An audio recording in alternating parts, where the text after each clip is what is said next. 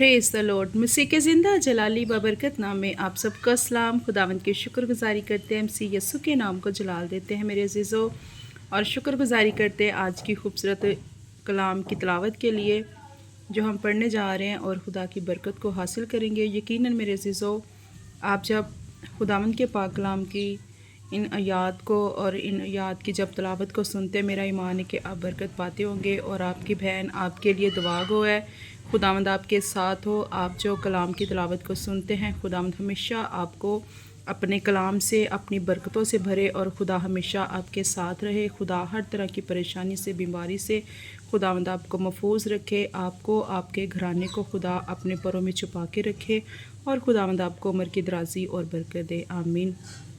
आज हम खुदावंद के पाक कलाम की तिलावत को पढ़ेंगे। यकूब का आम खत, उसका 4 बाब और उसकी 1 आयत की तिलावत करेंगे मेरे अज़ीज़ों।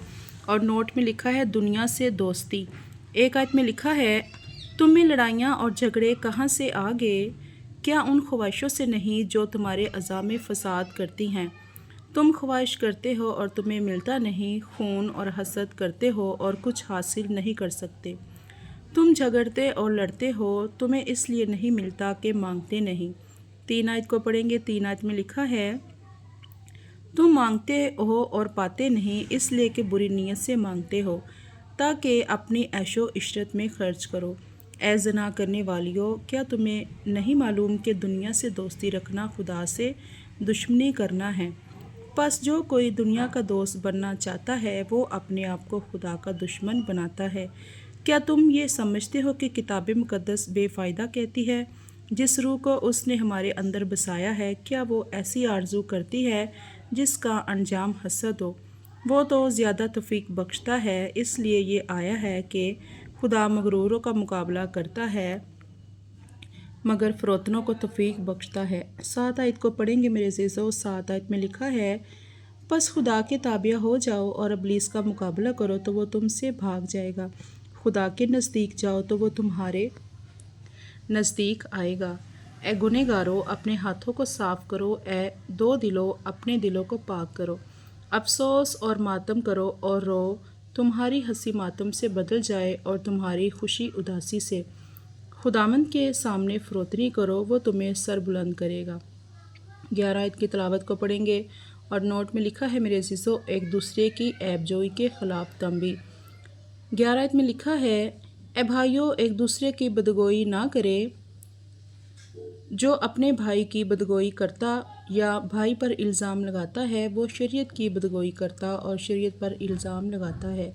और अगर तू शरीयत पर इल्ज़ाम लगाता है तो शरीयत पर अमल करने वाला नहीं, बल्कि उस पर हाकिम ठहरा। शरीयत का देने वाला और हाकिम तो एक ही है, जो बचाने और हलाक करने पर कादर है। तू कौन है जो अपने पड़ोसी पर इल्ज़ाम लगाता है? आगे हम 13 आयत की तिलावत करेंगे। नोट में लिखा है शेखी के ख़िलाफ़ तंबी। 13 आयत में लिखा है, तुम जो ये कहते हो कि हम आज या कल फ़लाँ शहर में जाकर वहाँ एक बरस ठहरेंगे और सौदागरी करके नफ़ा उठाएंगे, और ये जानते नहीं कि कल क्या होगा। ज़रा सुनो तो, तुम्हारी ज़िंदगी चीज़ ही क्या है? बुखरात का सा हाल है, अभी नज़र आए, अभी गायब हो गए। यूँ कहने की जगह तुम्हें ये कहना चाहिए कि अगर खुदावंद चाहे तो हम ज़िंदा भी रहेंगे और ये या वो काम भी करेंगे। मगर अब तुम अपनी शेखी पर फ़क्र करते हो। ऐसा सब फ़क्र बुरा है।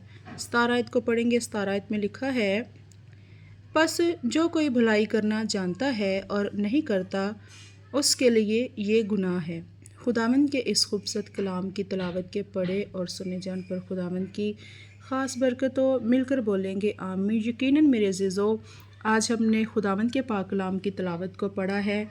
हमने 4 बाब की 1 आयत से शुरू किया, और यहाँ पर नोट में लिखा है दुनिया से दोस्ती, और यहाँ नोट पे लिखा है एक दूसरे की ऐबजोई के ख़िलाफ़ तंबी, और नोट में आगे लिखा है शेखी के ख़िलाफ़ तंबी। और میرے عزیزو، آج کی خداوند کے پاک کلام کی تلاوت سے یقیناً ہم نے بہت کچھ سیکھا ہے، اور بہت ساری ایسی باتیں ایسے کام سیکھے ہیں جن کاموں کو ہم نے کرنا ہے، یا پھر جن کاموں کو ہم نے نہیں کرنا۔ ہم نے میرے عزیزو وہ کرنا ہے جو خدا کو پسند ہے، جو خدا جس سے خوش ہوتا ہے۔ ہم نے ایسے کام کرنے، نہ کہ ہم نے برے کام کرنے۔